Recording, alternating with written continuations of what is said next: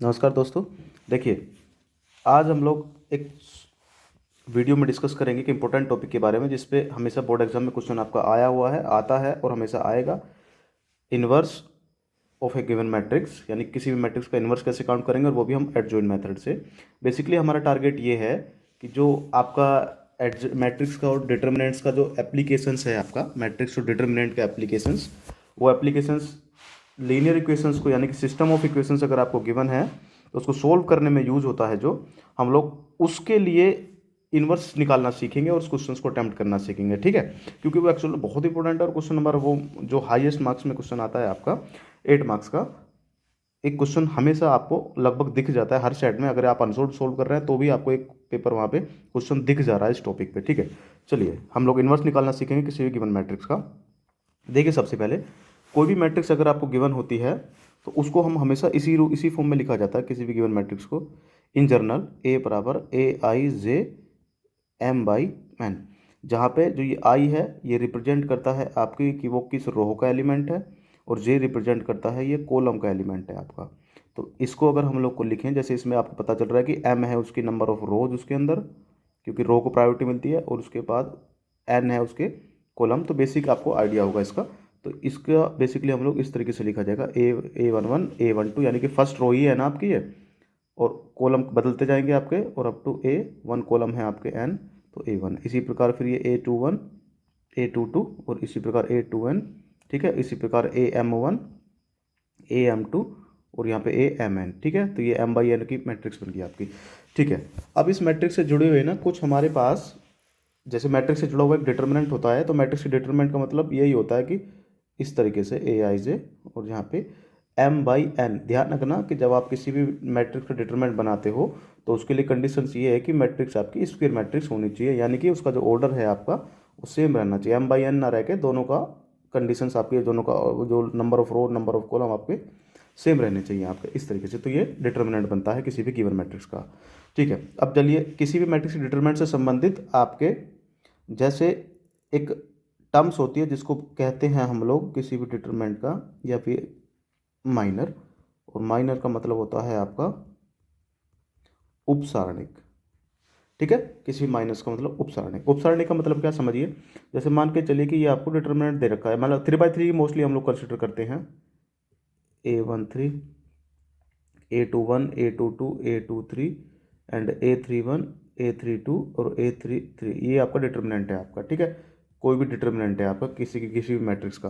तो इसके उपसरणी का मतलब क्या है? उपसरणी का मतलब ये है कि जैसे इसका ऑर्डर आपको दिख रहा है 3 ऑर्डर का है, ये 3 ऑर्डर का मतलब है कि 3 रो है 3 कॉलम है इसमें। तो आप एक काम करिए कि इसमें से आप किसी भी इससे कम ऑर्डर का कोई भी डिटर्मिनेंट अगर आपका बनेगा तो वो उसको हम लोग इस गिवन डिटर्मिनेंट का उपसारणिक कहेंगे।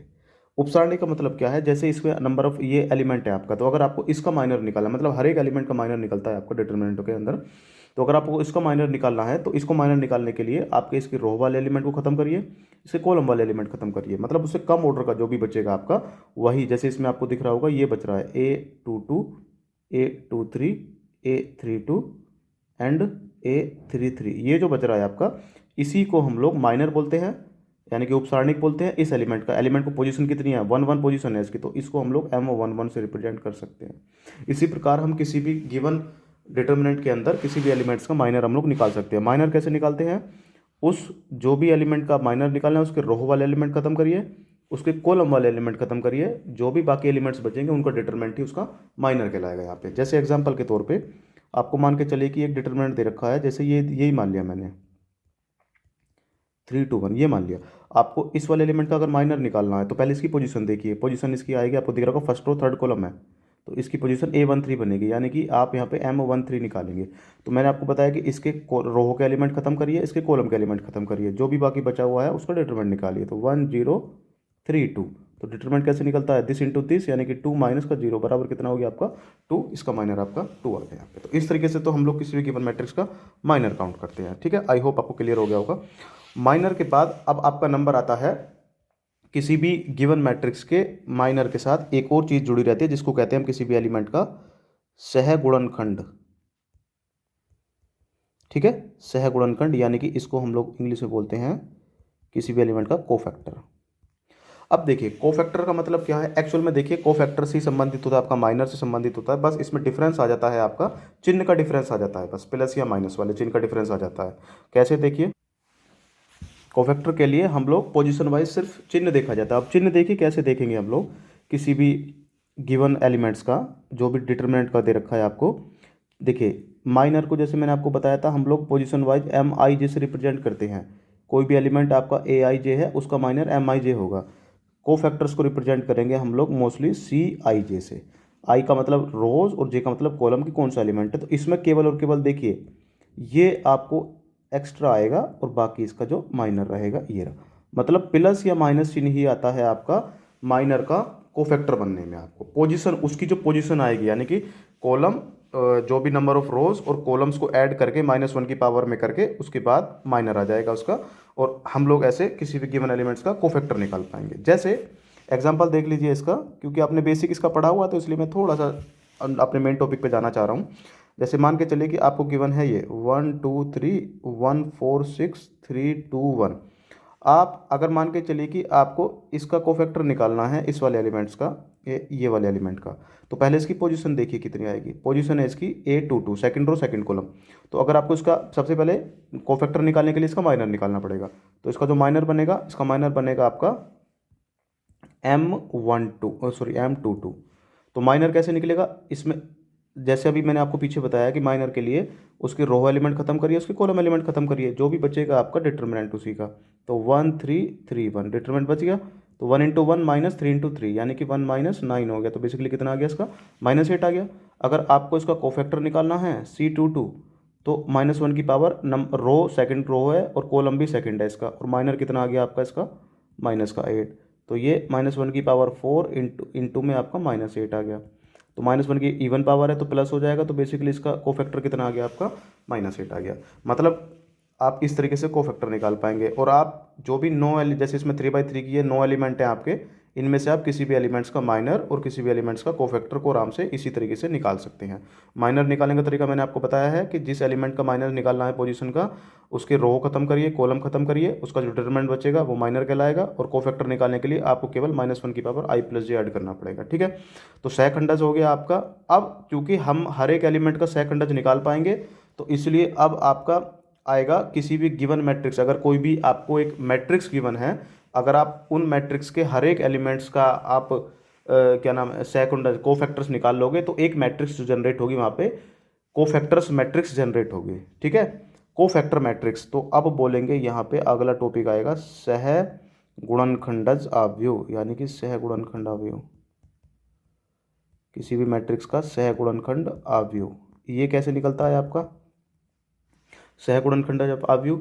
मान के चलिए ए कोई भी मैट्रिक्स है आपकी, ठीक है, मैट्रिक्स है तो ऑब्वियसली इसके नंबर ऑफ इस तरीके से एलिमेंट होंगे। मान के चलिए n/n, चलिए इन जनरल में 3/3 मान ले रहा हूँ, कोई ज़्यादा दिक्कत नहीं है उसमें। तो इसके सहखंडज आव्यूह का मतलब क्या है, इसके सहखंडज आव्यूह का मतलब है कि आप एक ऐसी मैट्रिक्स निकालेंगे, यानी कि इसके जो एलिमेंट रहेंगे वो यहाँ पे एवरी एलिमेंट के जो भी आपके ये एलिमेंट होंगे इन सब के कोफैक्टर्स रहेंगे, यानी कि C11 C12 C13 C21 C22 C23 C31 C32 और C33। ये जो मैट्रिक्स बनेगी आपकी, हर एक एलिमेंट के आप कोफैक्टर्स निकालेंगे, यानी कि सहगुणनखंड निकालेंगे। उसके बाद जो मैट्रिक्स जनरेट होगी उसको हम लोग इस गिवन मैट्रिक्स का सहखंडज कहेंगे और इसको P से प्रदर्शित करेंगे। ठीक है, यह बात क्लियर होगी। अब आता है हमारा सबसे मेन टॉपिक, जिसको बोलते हैं हम लोग किसी भी आव्यूह का एडजॉइंट, यानी कि एडजॉइंट ऑफ मैट्रिक्स। ठीक है, हिंदी में बोलते हैं इसको सहखंडज आव्यूह। ये मेन इंपॉर्टेंट होता है और इसको हम लोग रिप्रेजेंट करते हैं ADJOINT इसकी स्पेलिंग है। तो इसको हम लोग इस तरीके से एडजॉइंट का ये, और जो मैट्रिक्स होती है कैपिटल है उसको इस तरीके से रिप्रेजेंट करते हैं। और इसकी जो वैल्यू होती है, जो भी मेरी ये किसी हर एक एलिमेंट की सह गुणनखंड आव्यूह आई है आपकी, इसका आपको मान के चलिए बी मैट्रिक्स है आपकी, इसका परिवर्त आव्यूह निकालना पड़ता है, यानी कि B डैश, वही आपकी एडजॉइंट बनेगी। आई थिंक परिवर्त आव्यूह आपको आता होगा। किसी भी गिवन मैट्रिक्स के आव्यूह के परिवर्त आव्यूह का मतलब ये है कि आप उस मैट्रिक्स की जो रो हैं उनको कॉलम बना दीजिए, मतलब ट्रांसफॉर्म कर दीजिए। एग्जाम्पल के तौर पे मैं 2/2 से बता दे रहा हूँ आपको कि अगर ये कोई भी गिवन मैट्रिक्स है आपकी, अगर आपको उसका ट्रांसपोज निकालना है तो ये आपकी फर्स्ट रो है तो इसको कॉलम बना दीजिए, यानी कि फर्स्ट कॉलम, और ये सेकंड रो है तो इसको सेकंड कॉलम, रो का कॉलम बना दीजिए आप। ठीक है, तो ये है आपको किसी भी गिवन मैट्रिक्स का एडजॉइंट। और जैसे ही आपको एडजॉइंट निकलेगा, जो गिवन मैट्रिक्स का इनवर्स निकालने का सूत्र होता है, आप उस मैट्रिक्स के एडजॉइंट में उस मैट्रिक्स के डिटर्मिनेंट से डिवाइड कर दीजिए, जो भी वैल्यू आपकी आएगी वही आपको उस गिवन मैट्रिक्स का इनवर्स कहलाएगी। ठीक है, तो आई होप अब आपको इनवर्स निकालना आ गया है। एडजॉइंट निकालने के लिए सबसे पहले सह गुणनखंड आपको आव्यूह निकालना पड़ेगा हर एक एलिमेंट का। ये रहा कोफैक्टर से बना हुआ है ये, और कोफैक्टर की वैल्यू आपको पता है, जैसे मैंने अभी माइनस के रूप में ये वैल्यू बताई है आपको। चिन्ह देख लीजिए आप लोग इसका, अगर आप इसको डायरेक्टली यहीं प्रिडिक्ट करना चाहते हैं तो चिन्ह जैसे आप प्रिडिक्ट करना चाहते हैं, मान को चलो कि हमेशा पहला एलिमेंट A11 ही बनेगा, तो उसके लिए अगर आप चिन्ह देखना चाहते हैं तो आई की जगह भी 1 और जे की जगह 1, तो -1 की बार 1 + 1 2 हो जाएगा, तो यानी कि चिन्ह आएगा इसका प्लस। अगली बार देखेंगे आप लोग, जैसे ही आप सेकंड एलिमेंट के लिए लिखेंगे तो इसमें इस बार आप रो, आपका जो कॉलम है वो सेकंड हो गया ना, तो 1 + 2 3 हो गया, तो -1 की पावर 3 माइनस हो जाएगा, और जब यहाँ लेंगे तो ये A1 3 आएगा, तो 3 + 1 4 हो जाएगा, तो प्लस। यानी कि बेसिकली देखिए कहने का मतलब अल्टरनेट चलेंगे, plus minus plus minus plus minus, और उसके बाद प्लस माइनस प्लस। ये होते हैं आपके चिन्ह जो कि कोफैक्टर निकालने के लिए आता है, और उसके बाद केवल आपको यहाँ पे इनका माइनर लिखना होता है, बस और कुछ नहीं है। ठीक है, तो इस तरीके से जैसे निकलेगी इसको बोलेंगे हम लोग सहगुणनखंडाव्यूह, और इसका एडजॉइंट निकालने के लिए आपको केवल इसका ट्रांसपोज यानी कि परिवर्तन निकालना पड़ेगा। ठीक है, चलिए हम लोग अब क्वेश्चन देखते हैं, एक इसी पे बेस क्वेश्चंस के अनुसार ही हम लोग करेंगे। देखिए क्वेश्चंस आपको कैसे मिलेगा, ये क्वेश्चन दे रखा है आपको। देखिए क्वेश्चन ये है आपको कि आपको इसको सोल्व करना है इस सिस्टम को। ठीक है, सिस्टम ऑफ इक्वेशन, ये 3 सिस्टम इक्वेशंस गिवन है आपको मैट्रिक्स मेथड से इसको सोल्व करना है। तो सोल्व करने के लिए सबसे पहले हमें इसको मैट्रिक्स फॉर्म में ट्रांसफॉर्म करना पड़ेगा। तो ये जो सिस्टम दे रखा है, ये 3 इक्वेशंस का सिस्टम है, तो आपको यहाँ पे बेसिकली कहने का मतलब है कि मैट्रिक्स जो बनेगी, एक जो मेन मैट्रिक्स है वो 3/3 की बनेगी। ठीक है, जिसको बोलते हैं हम लोग इस मैट्रिक्स का गुणांक आव्यूह। देखिए मैंने आपको यहाँ पे लिखा के दिखा रखा है गुणांक आव्यूह, ये रहा आपको किसी भी मैट्रिक्स का गुणांक आव्यूह का मतलब ये है कि जो भी वेरिएबल्स x y z हैं इनके एलिमेंट्स को रो वाइज लिख देंगे, एलिमेंट वाइज। जैसे इसमें फर्स्ट रो का एलिमेंट 2 -3 और प्लस का 5, ये फर्स्ट रो बन जाएगी आपकी गुणांक आव्यूह की। 3 2 -4 ये सेकंड रो बन जाएगी, और 1 1 -2 ये थर्ड रो बन जाएगी। तो इसको गुणांक आव्यूह कहते हैं। उसके बाद जो ये x y z आपके वेरिएबल्स हैं इनसे मिलके बनती है, इसको बोलते हैं हम वेरिएबल मैट्रिक्स यानी कि चर आव्यूह। कैपिटल X से इसको रिप्रेजेंट करा जाता है, और ये x y z जो भी वेरिएबल्स हैं उसकी कॉलम मैट्रिक्स बनती है। और इसी प्रकार आपको एक तीसरी मैट्रिक्स होती है प्राइस वेक्टर यानी कि मूल्य आव्यूह, जो कि आपको इक्वल टू में 11 -5 और -3 आपको दिख रहा होगा, इनकी एक कॉलम मैट्रिक्स बनती है, इसको हम लोग बोलते हैं मूल्य आव्यूह। ठीक है, ओके, आई होप ये आपको क्लियर हो गया है। और जो हमारी मैट्रिक्स इक्वेशंस बनती है, देखिए इन जनरल मैट्रिक्स इक्वेशंस बनती है हमारी ये वाली A X = B। ये वाली जो क्वेश्चंस है इसको हम लोग इसी फॉर्म में आराम से ट्रांसफॉर्म कर सकते हैं, AX = B फॉर्म में। A की वैल्यू यही गुणांक मैट्रिक्स, X की वैल्यू आपकी वेक्टर मैट्रिक्स, और B की वैल्यू ये मैट्रिक्स आपकी। आपको ये काम है कि आप लोग इसको वेरीफाई कर लेना कि इसको हम इस फॉर्म में लिख भी सकते हैं या फिर नहीं लिख सकते। ठीक है, उसके बाद क्या करना होता है हमें, क्योंकि हमें फाइनल में कैपिटल X की वैल्यू निकालनी है, क्योंकि वेरिएबल मैट्रिक्स यही है हमारी, तो उसकी मैट्रिक्स निकालने के लिए हम लोग क्या करेंगे, इसमें दोनों तरफ A इनवर्स से मल्टीप्लाई करेंगे। ठीक है, A इनवर्स से जैसे गुणा करेंगे तो ये A इनवर्स AX और = आपका आएगा A इनवर्स B आपका यहाँ पे। ठीक है, और उसके बाद एसोसिएटिविटी लगा के A इनवर्स A एक साथ आ जाएगा यहाँ पे, कैपिटल X अलग और A inverse B right side में, और A इनवर्स A आपका आइडेंटिटी हो गया, डेफिनेशन पड़ी होगी इनवर्स मैट्रिक्स की, तो कैपिटल X की वैल्यू A इनवर्स B के बराबर। तो बेसिकली कहने का मतलब ये है कि जो गुणांक आव्यूह आपको मिली है आपको उसका इनवर्स निकालना है और उसको फिर B के साथ मल्टीप्लाई कर देना है, और उसकी कंपैरिजन करके दोनों तरफ से जब कैपिटल X की यानी कि XYZ की वैल्यू निकल जाएगी। ठीक है, क्लियर हो गया। अभी इनवर्स निकालने का मेथड आपने पढ़ा है कि इनवर्स निकालने से पहले सबसे पहले आपको ये चेक करना है कि उसका इनवर्स एग्जिस्ट करेगा या फिर नहीं करेगा। तो वो इनवर्स एग्जिस्ट करने के लिए आपको उस मैट्रिक्स का डिटरमिनेंट निकालना पड़ेगा। डिटरमिनेंट निकालने का तरीका आपको पता होगा, फर्स्ट रो के अलोंग एक्सपेंशन मैंने कर दिया है इसका। जैसे ही फर्स्ट रो के अलोंग करेंगे तो पहला एलिमेंट 2 है आपका, तो ये रहा 2 × उसके बाद फिर भाई आपको पता है कि इसके रो कॉलम के एलिमेंट खत्म हो, उसके रो के एलिमेंट खत्म हो जाते हैं आपके, तो 2 × -2 -4, और आपको पता है घटाना पड़ता है तो 1 इंटू -4 जब घटाएंगे तो ये प्लस का बन जाएगा। तो इसी प्रकार फिर ये आपको पता चिन्ह इसके भी अल्टरनेट चलती हैं, प्लस माइनस प्लस, ठीक है। तो जब प्लस है तो प्लस का 2 आ गया, माइनस का 3 करेंगे यहाँ पे तो ये माइनस ऑलरेडी है तो ये प्लस का 3 बन जाएगा यहाँ पे, और सिमिलरली ये प्लस का 5 है आपका, और इनटू में ये आ जाएंगे आपके, ठीक है। तो बेसिकली देखिए डिटरमिनेंट निकालना आपको होता है, -1 इसका डिटरमिनेंट है जो कि 0 के बराबर नहीं है, तो इसका मतलब इसका इन्वर्स एग्जिस्ट कर जाएगा यहाँ पे, क्लियर है। अब देखिए जैसे इन्वर्स तो हमें मिल गया, अब हमारा अगला जो काम है, अगला टारगेट है इन्वर्स की मदद से, अब इन्वर्स की मदद से नहीं, डिटरमिनेंट की मदद से, क्योंकि हमें ये पता चल गया कि इसका इन्वर्स एग्जिस्ट कर रहा है, तो अब हमें इसका इन्वर्स ही निकालना पड़ेगा। इन्वर्स निकालने का मेथड ये है कि पहले उसको एडजॉइंट निकालना पड़ेगा। अब एडजॉइंट निकालने के लिए मैंने आपको ऊपर बता दिया है चिन्ह परिपाटी, कि चिन्ह अल्टरनेट चलेंगे। तो देखिए हम लोग कुछ इस तरीके से लिखेंगे इस मैट्रिक्स को, इस तरीके से, क्योंकि आपको माइनर निकालना है ना, कोफैक्टर निकालने हैं, तो 9 के 9 एलिमेंट्स के कोफैक्टर निकालने पड़ेंगे आपको। तो कोफैक्टर का मतलब माइनर ही होता है, केवल चिन्ह डिफरेंस हो जाता है उसमें। तो जैसे मैंने ऊपर बताया अभी आपको, चिन्ह देखिए, plus minus plus, minus plus minus, plus minus plus, चिन्ह लिख दिए। उसके बाद अंदर जो आएगा वो माइनर आएगा उसका। तो पहला एलिमेंट देखिए, पहले फर्स्ट रो के एलिमेंट्स का माइनर लिखते हैं हम लोग। तो माइनर लिखने का जैसे मैंने अभी तरीका बताया है आपको, कि हम लोग माइनर लिखने के लिए अगर हम फर्स्ट रो के एलिमेंट के माइनर लिखेंगे तो फर्स्ट रो को हाइड कर लेंगे हम लोग इस तरीके से, और अब फर्स्ट रो का फर्स्ट एलिमेंट का माइनर लिखेंगे। तो अब जो हमारा ये है इसके, क्योंकि अब फर्स्ट कॉलम का माइनर लिखना है तो कॉलम को भी हाइड कर लेंगे। तो दिख रहा होगा आपको ये 2 by 2 का एक मैट्रिक्स बचेगा, 2 -2 -4 और 1। तो बेसिकली जब इनकी मल्टीप्लाई करेंगे, क्योंकि डिटरमिनेंट निकालेंगे, तो 2 इंटू -2 -4 हो गया। अब आपको दिख रहा होगा, वैसे एक्चुअल में फर्स्ट रो के अलोंग जब आप इसका वो निकालेंगे माइनर, वो यही वाले बन जाते हैं आपके, देखिए ये रहे यही वाले बन जाएंगे जो अंदर हैं आपके। तो इसका तो आसान हो जाएगा आपका। इसका आसान मतलब कैसा, इसके माइनर निकालने के लिए आपको केवल यही एलिमेंट लिख देने हैं जो कि डिटरमिनेंट में भी आपने ऑलरेडी निकाले हुए हैं। तो बार बार लिखने की इनको जरूरत नहीं है, इन्हीं को एग्जैक्ट लिख दीजिए जो अंदर वाले हैं, बाहर वाले नहीं, केवल चिन्ह परिपाटी। तो ये -4 +4, उसके बाद ये -6 +4, तो -6 और प्लस में 4 हो जाएगा। उसके बाद 3 -2 है, और ये 3 -2 हो गया आपका, दिख गया होगा, ठीक है। उसके बाद देखिए अब लिखेंगे सेकंड रो के अलोंग। तो सेकंड रो के अलोंग इसका माइनर निकालने के लिए सेकंड रो को हाइड कर लीजिए। अब सेकंड रो फर्स्ट एलिमेंट का लिखना है, यानी कि आपको 3 का लिखना है। तो 3 के लिए 3 वाला कॉलम खत्म हो जाएगा, तो -3 5 1 और -2 बचेगा आपका। तो -3 इंटू -2 प्लस का 6 माइनस का 5 हो गया। तो ये आ गया आपका 6 -5, और चिन्ह आपको दिख रहा होगा, ये रहा आपका।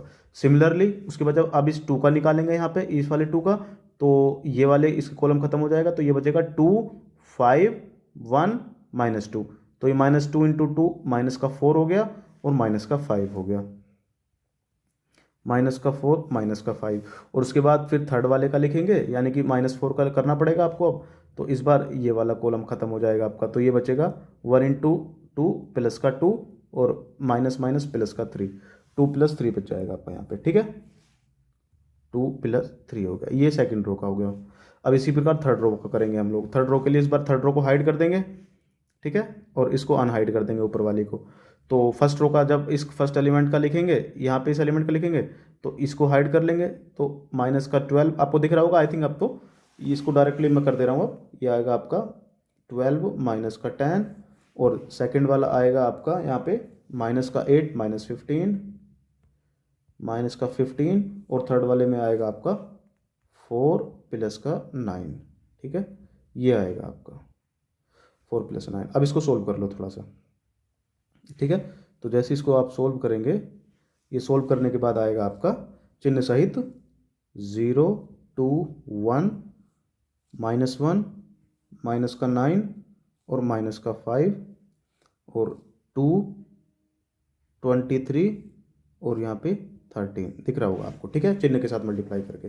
-4 + 4 0 हो गया, -6 + 4 आपका -2, बाहर माइनस है तो प्लस का 2 मिले, ठीक है।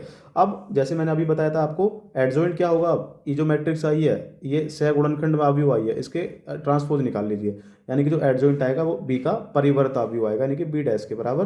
तो मैंने बताया था ये फर्स्ट रो है, तो इसको फर्स्ट कॉलम बना दीजिए। तो 0 2 1, ये सेकंड रो है, -1 -9 -5, ठीक है। और ये कितना है आपका 1 -5, सॉरी जो थर्ड रो है आपकी उसको थर्ड कॉलम बना दीजिए, 2, 23 और 13, ठीक है। ये बन गया, एडजॉइंट आ गया। अब इन्वर्स निकालना है, तो इन्वर्स निकालने का तरीका मैंने बताया था, डिटरमिनेंट से डिवाइड कर दो।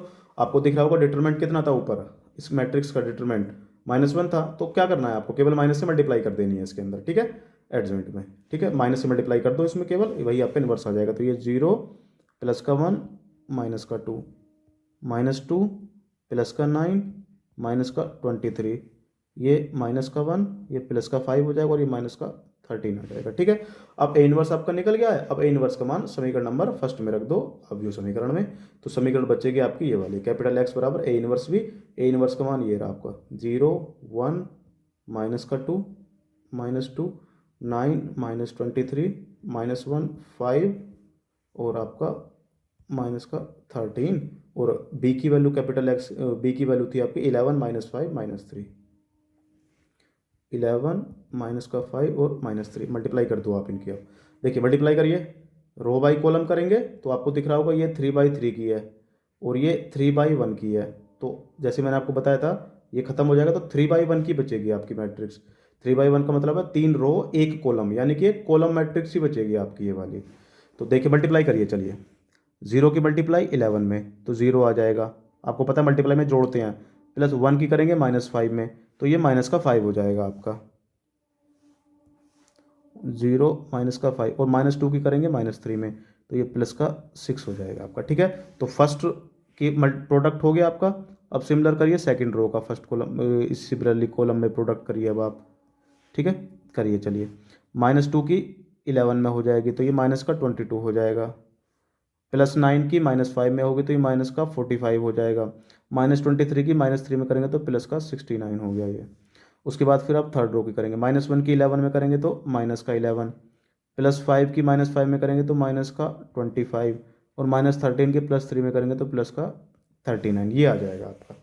तो ये आपका आ गया सॉल्व होने के बाद 1 6 - 5 1, -22 -45 -67 +2, तो ये प्लस का 2 आ गया, -11 -25 -36 हो गया तो ये प्लस का 3 आ गया, और ये लेफ्ट में वैल्यू है XYZ की। कंपैरिजन कर दो दोनों तरफ की, क्योंकि दोनों कॉलम मैट्रिक्स हैं तो ये एलिमेंट कंपोनेंट वाइज इक्वल होंगे आपकी, ये इसके बराबर, ये इसके बराबर, ये इसके बराबर, तो यहाँ पे आपका x बराबर 1 आ गया, y बराबर 2 आ गया और z बराबर 3 आ गया। इस तरीके से हम लोग सिस्टम सोल्व करते हैं। 8 मार्क्स में आता है, ये ध्यान रखना भाई, ये हर सेट में आपको मिलेगा और इस बार भी क्वेश्चन आएगा ये हर सेट में। इसी तरीके से इसको सोल्व करने का तरीका, ये लेंथ इसलिए हो गया तो कि ताकि मैंने मेथड भी बताया आपको, केवल ये निकालना है पहले सेकंड रो से निर्मित आप व्यू, और उसके बाद इसका ट्रांसपोज करके एडजॉइंट निकल जाएगा, और फिर इसको डिटरमिनेंट से डिवाइड करके इनवर्स निकल जाएगा। उसके बाद तो फिर मैट्रिक्स इक्वेशंस में यही है आपको। तो आई होप आपको क्लियर हो गया ये टॉपिक, आपको अच्छे से इसको देख लेना है क्योंकि इस पर क्वेश्चन हमेशा बनता है आपका, ठीक है।